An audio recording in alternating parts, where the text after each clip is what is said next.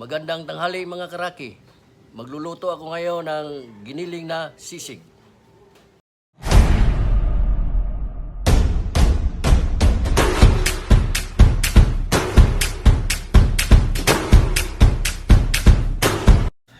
Inihanda ko na ang mga ricados para sa aking giniling na sisig mga karaki.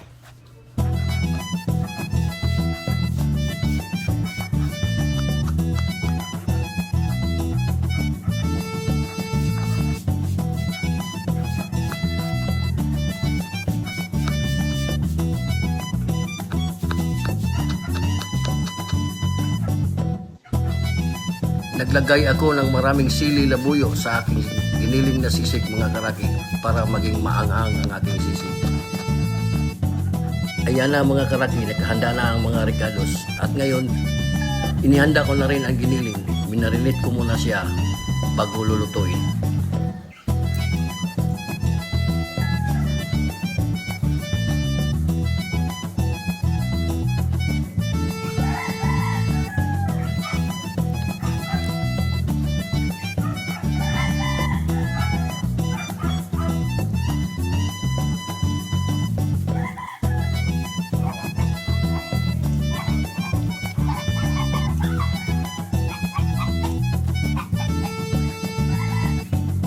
Ayan na mga karaki, igisa na ang mga ricados.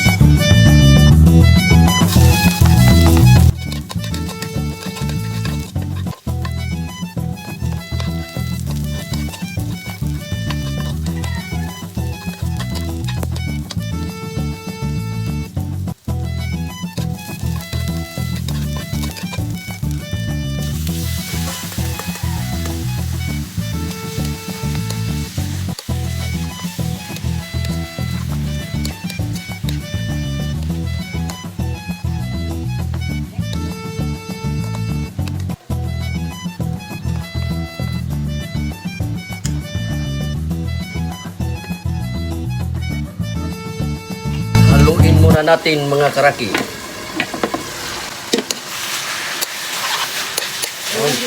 Ito ang magkapadala ng sarap.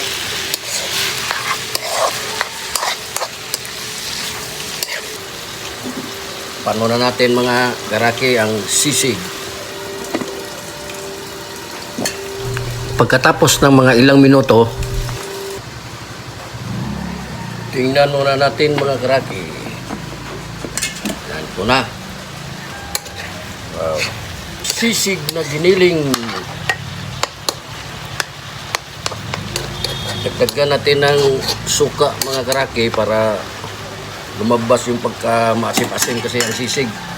Medyo maasim-asim yan eh. Lagyan natin ng suka, dagdag. Parehan na to. Tapos hindi mo natakpan para makasingaw yung acid ng suka mga karaki. Kaya hindi siya takpan mga karaki para yung acid ng suka.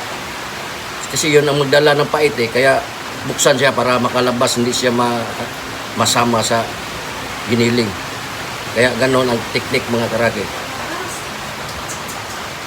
Saka siya haluin. Yan. Oh.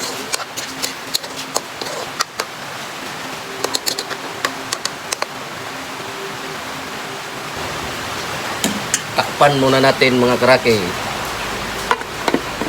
Hintayin natin maluto. Mga 5 minutes. Luto na yan. Ito na mga karaki. Tingnan na natin. Oh, pasensya na kayo mga karaki. Ang ingay kasi umuulan dito eh. Tingnan ko muna kung magmantika na ito. Yan. Pwede na. Malapit na maluto. Yan. Lumabas na yung mantika oh. Ito na. Ayan, nakalabas na yung mantika mga karaki. Tapos, lagyan natin ito oyster sauce. Pampalasa, pampasarap.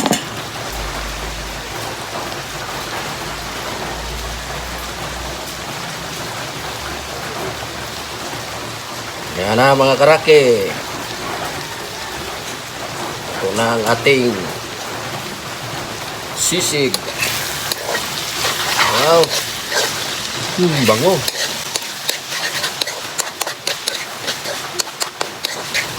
I-mix natin mabuti para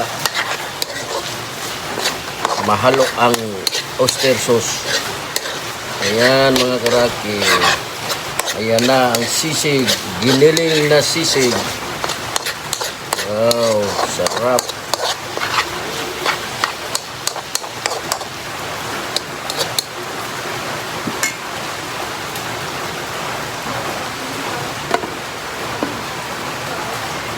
Lo, tingnan natin ang aking sisig na giniling. Luto na ang ating giniling na sisig. Ayan.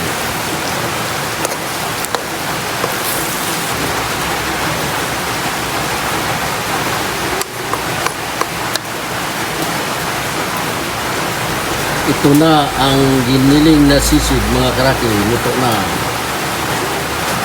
Sarap. Pwede rin kayong maglagay ng itlog sa sisig. Ito na ang sisig mga karaki. Tikman ko.